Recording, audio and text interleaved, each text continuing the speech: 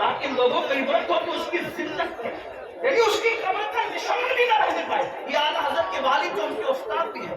میں اعلیٰ حضرت کے والد کو پڑھ کے اس نتیجے میں پہنچا کہ وہ اعلیٰ حضرت کے بھی باپ تھے. باپ علم ان کا اتنا تھا کہ حیران ہوتی ہے. رسول اللہ کے لیے جو القابات انہوں نے لکھے ان کا حصہ، بلکہ امام احمد رضا ان کو فالو کرتے ہیں عشق مصطفیٰ کے معاملے میں. وہ ہے امام المتکلمین. ان کے بعض جملے اتنے خوبصورت ہیں، فدا انہیں بھی چاہتا ہے. حضور مفتی صاحب قبلہ وہ لکھتے ہیں، کیا بات لکھتے ہیں، میری سنی قوم کو نشکل دیتے ہوئے لکھتے ہیں. فرماتے ہیں آج کل لوگ کہتے ہیں مولانا اللہ قریب ہے یار، اللہ قریب ہے، اللہ قریب ہے، معاف کرے گا، معاف کرے گا. یہ مولوی لوگ کیا اتنا ڈراتے ہیں اللہ معاف کرنے والا ہے.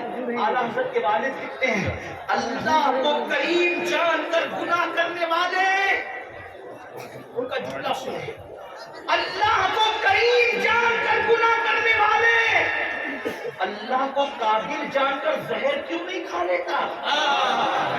جب وہ قریب ہے تیرے گناہ پہ تجھے بخش سکتا ہے تو وہ قادر بھی تو ہے، زہر کھانے پہ تجھے زندگی بھی دے سکتا ہے.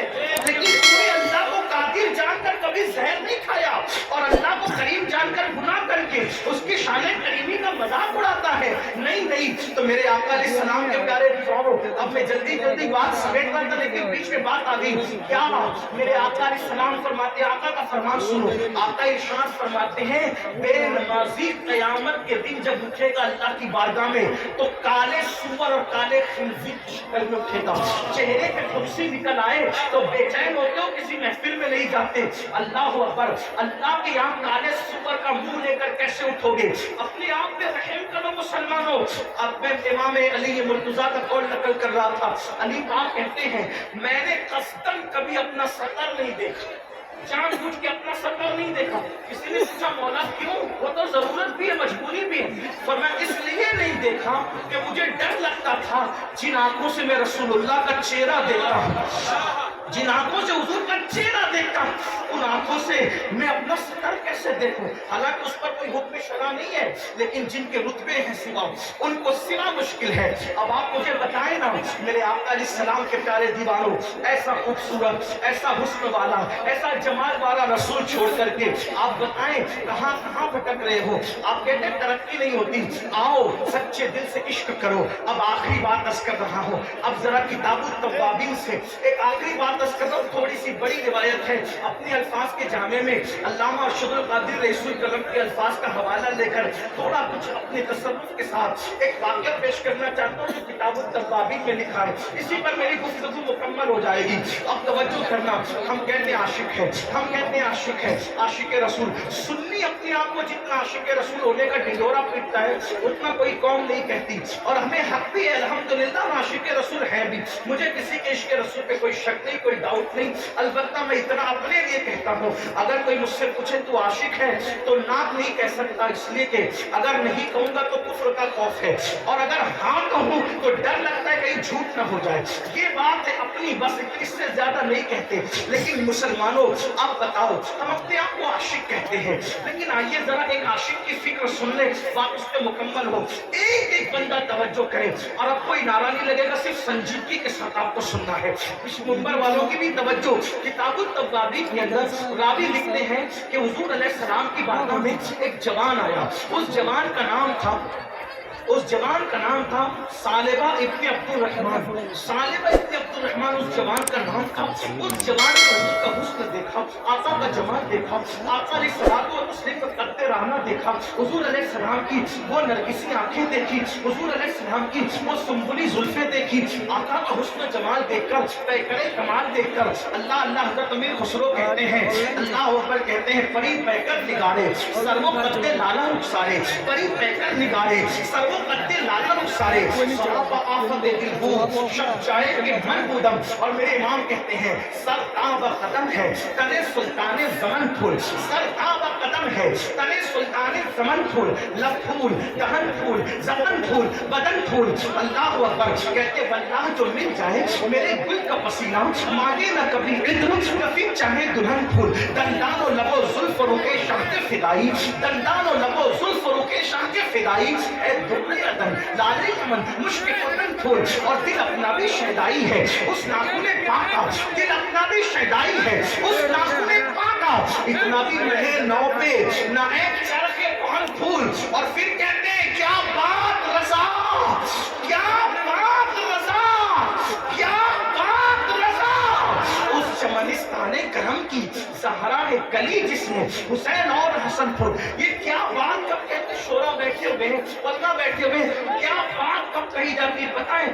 جب بات ختم ہو جاتی ہے تو کہتے ہیں کیا بات ہے یار اس کی تقریر کی, کیا بات ہے یار اس کی تحریر کی, کیا بات ہے یار تاج محل کی, کیا بات ہے یار مدرسے کی. یعنی جب آدمی کسی کو بیان کرنے سے قاصر ہو جائے, الفاظ ختم ہو جائے, تو آخری میں کہتے ہیں کیا بات. تو امام احمد رضا جس نے پانی پہ قلم اٹھایا تو پانی کو پانی پانی کر کے رکھ دیا, جس نے زمین پہ قلم اٹھایا تو زمین کو مٹی میں ملا کے رکھ دیا. وہ وقت کا مجدد جب شان مصطفیٰ بیان کرتا ہے تو الفاظ ختم ہو جاتے ہیں اور کہتے ہیں کیا بات رضا.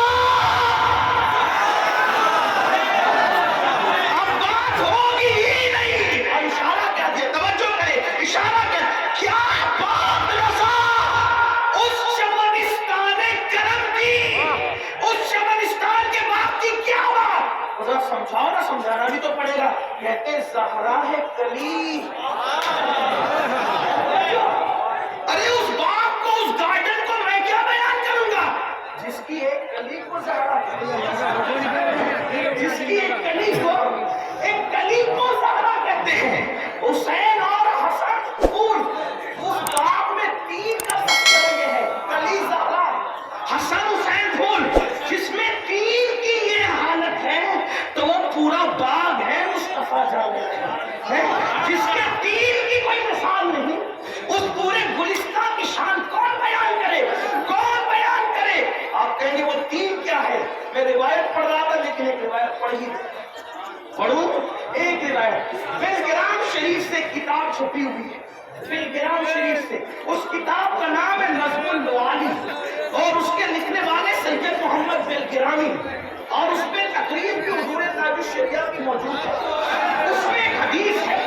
حدیث یہ ہے کہ ایک مرتبہ سیدات طیبات طاہرات عابدات حامدات راکعات ساجدات عالمہ غیر معلمہ ام ابیہا ام الحسنین خاتون جنت خاتون قیامت سیدہ فاطمہ الزہرا اپنے بابا کے پاس آئی اور اپنے ابا جان سے عرض کیا, بابا جان سب سے پہلے جنت میں کون جائے گا. اپنے بابا سے پوچھا, بابا سب سے پہلے جنت میں کون جائے گا. حضور نے یہ نہیں کہا بیٹی مجھے دیوار کے پیچھے کی خبر نہیں, جنت کی کیا خبر. وہ تو لانتیوں کا عقیدہ ہے کہ نبی کو دیوار کے پیچھے کی خبر نہیں. یہ فاطمہ الزہرا کا عقیدہ ہے. سرے آئینہ سنتے ہیں, پسے دیوار سنتے ہیں, پکارو جتنی بار وہ ہر بار سنتے ہیں. ارے جب غیب الغیب خدا کی ذات میں چھپی تو جنت کے حوالے کیا چھپ سکتے. میرے آقا سے پوچھا سیدہ نے, بابا سب سے پہلے جنت میں کون جائے گا. بلا توقف کا فرمایا, بیٹی تیرے بابا سب سے پہلے جنت میں جائے گا. سب سے پہلے کون جنت میں جائے گا. تو تیرے بابا محمد رسول اللہ. سیدہ نے فوراً دوسرا سوال کیا, عورتوں میں کون جائے گا, عورتوں میں کون جائے گا. فرمایا عمران کی بیٹی مریم عورتوں میں جنت میں سب سے پہلے جائے گی. سیدہ کا کھلا ہوا چہرہ, وہ جو کلی ہے گلشن مصطفیٰ, کلی کی شان دیکھو تب گلشن سمجھ جائے. کیا بات ہے, کیا بات رضا, یہ کلی کا ذکر ہو رہا ہے. کیا بات رضا. کہا بابا عورتوں میں کون جائے گا, تو فرماتے ہیں مریم عمران کی بیٹی جائے گی. سیدہ کے چہرے پہ کوئی رنگ آیا, پوچھا بیٹی تمہارے چہرے پہ رنگ. عرض کی بابا جب آپ نے مردوں میں اپنا نام لیا تو مجھے خیال ہوا کہ جب عورتوں کا ذکر کروں گی تو آپ میرا نام لیں گے. آقا نے مسکرا کے کہا بیٹی ہوگا وہی جو ہم